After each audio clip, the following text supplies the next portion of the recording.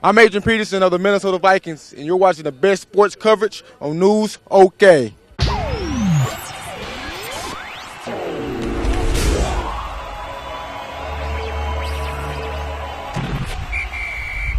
Welcome to Jones Stadium, where Saturday the Oklahoma Sooners suffer another road defeat. This one not so close. 41-13, Texas Tech routs Oklahoma. Barry Tramel, along with OU beat writers David Ubben and Jake Trotter. And guys, this was a blowout.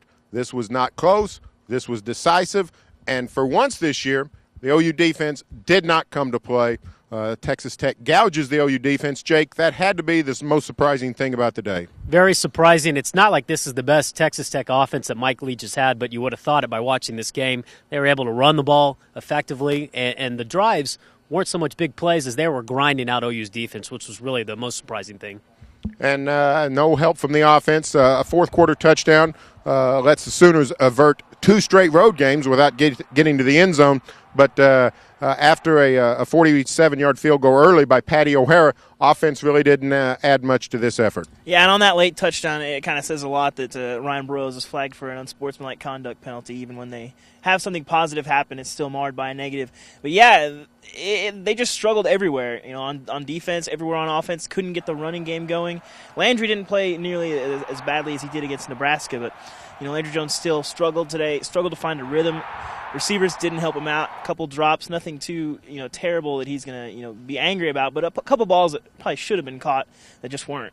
Well, some good news for Oklahoma. They get to go back home, where they've only lost twice under Bob Stoops. Bad news: Oklahoma State much better than Texas Tech. Oklahoma State will be loaded for bear. Huge game for the Cowboys. How do you expect, Jake? How do you expect these Sooners to respond in Bedlam?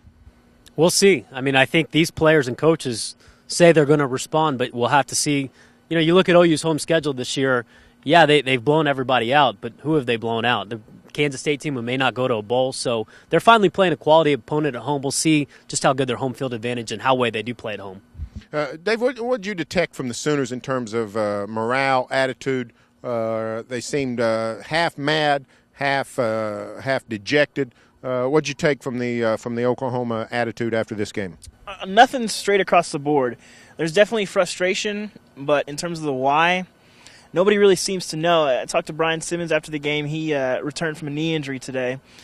He just said he doesn't know why they've struggled on the road, why they've had these two-faced performances, at Owen Field, and then when they go on the road, it just looks like a completely different team. So it's tough to say that there's one thing. I think the only thing that they all have in common is frustration, but frustration at what, they don't really know. Well, so the Sooners move on to Bedlam, where they seek to produce a winning record. If Oklahoma loses to Oklahoma State and loses a bowl game, they will finish with a losing record for the first time under Bob Stoops.